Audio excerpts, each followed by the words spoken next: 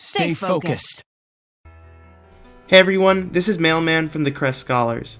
Patch 11.0 just came out on Thursday, and with it came a brand new character, Buff Byleth. Alright, in all seriousness, we finally got changes to Byleth, and we at the lab team could not be happier with the improvements. They mainly make our advantage state even better, with some other quality of life improvements thrown in for good measure. I'll be going through each change one by one, and what they now open up for the character. Resources will also be linked in the description for easy viewing and sharing. Without further ado, let's hop in. Byleth's up special now comes out 2 frames earlier. The grounded hitbox used to start on frame 11 but now starts on frame 9. The hitbox in the air has the same 2 frame cut from 12 to 10. 2 frames might not seem like a lot at first glance, but let's put this in perspective. Short Hop Nair is also frame 9 if we account for the 3 frames of jump squat. Prior to the patch, Short Hop Nair was our fastest option out of shield and arguably our best combo starter and extender. Up B is now fast enough so that essentially any move that could be comboed into Nair prior to the patch can now also be comboed into up special. Here are the new combo paths opened up as a result of this change. Down tilt up B is now true starting at 0%, when originally it would only be true to hit stun at roughly 30%. We no longer have to nair after hitting a down tilt for the best possible damage. Instead, we have a higher risk, high reward option to go for. The front hit of up tilt into up B is also now a combo starting at 0%. Before, only the back hit of the move would true combo at very early percents. It still isn't necessarily true to hit stun, but it will beat out jumps and most air dodges. Down throw up B is a true combo pre-tumble, and likely also true against DI in on many characters. This is another situation when we would normally nair to catch DI in, but we can now choose which combo path we want. We can also catch DI in on down throw with up B at high percents, and spike opponents off stage if they are right by the ledge, though this still needs some testing.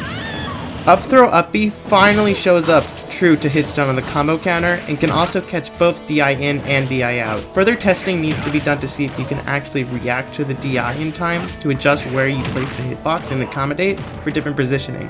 Either way, this will more effectively create DI traps and makes up throw a little less useless. These are the new up B combo paths opened up from the buff, but other routes that were previously frame tight and situational are now much easier, and you'll definitely be seeing these a lot more. Nairquake up B. This used to only work on characters we could Nairquake loop, and even then it was extremely difficult to do consistently, especially online. Now, we can do Nairquake up B even on characters that we can't loop. Considering how often we use Nairquake in neutral or out of shield, this is likely going to be very impactful for the character's punish game. Nair up B. A very similar situation to Nairquake up B, this time with the final hit of Nair instead of the landing hit.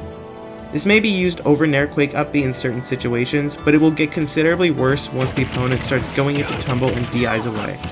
Delayed instant double jump Nair still combos into up B and feels a lot more comfortable. Positioning on platforms won't need to be as precise anymore. Oh, also, the DK 0 to death is now actually true, whereas pre-patch it was easily escapable if you knew what you were doing. This is all on top of up B now being tied as our fastest out of shield option alongside Nair. And even more, a faster up B means more consistent up B edge guards and ledge sharking. But that's not the only change up B got. It also got increased base knockback, from 0 to 14, for when the opponent is at or above 50% before the throw. In other words, the spike is always going to be noticeably stronger compared to pre-patch. We won't get soft spikes anymore, and hitting the spike off stage will now spell doom for characters at way earlier percentages. No more kill screen camera lies here.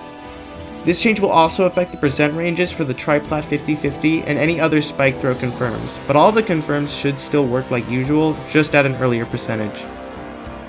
Pre-patch up B was already a really good move, but it was a bit situational because the risk-reward ratio was always more skewed compared to Nair in terms of when we could go for it. Now we have way more ways to confirm into up B, and we can be much more liberal in how we want to use it in advantage. This is by far the biggest buff Byleth got this patch and will change the character's dynamic in advantage and potentially even in neutral. Byleth got buffs to both grounded and aerial side B to make the move more forgiving. The grounded version's shield stun was nearly doubled on the sweet spot, giving it a 1.7 times multiplier. This makes Tipper's side B minus 18 on shield as opposed to minus 30, a very significant improvement. This will make the move a lot more usable in neutral, when before it was primarily used as a long-range desperate burst option to catch jumps or landings. Opponents will have to call out the move and whiff punish, as opposed to using shield as a frame 1 method of nullifying its utility. Aerial side B also got a buff to its shield stun. This time it was doubled, which will make side Bs to the ledge even less risky if the opponent decides to shield the sweet spot. Aerial side B was also given 4 frames less of end lag. The first actionable frame went from 66 to 62. This won't impact a lot, but will help us keep up pressure when edge guarding and potentially allow us to go a little bit deeper with side B and still recover. We were kind of expecting grounded side B to get a buff to its knockback or knockback angle, but these changes are strong in their own way, making situational moves better in their envisioned situation. Down smash was given buffs to its base knockback as well as its knockback growth.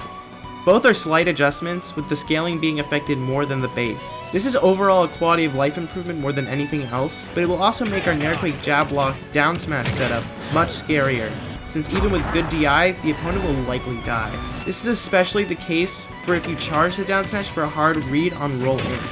Don't expect this change to make a world of a difference, but just know that down smash will actually kill earlier than up smash now. Why were they equal in kill power pre-patch anyway? Down air got knockback growth buffs similar to down smash.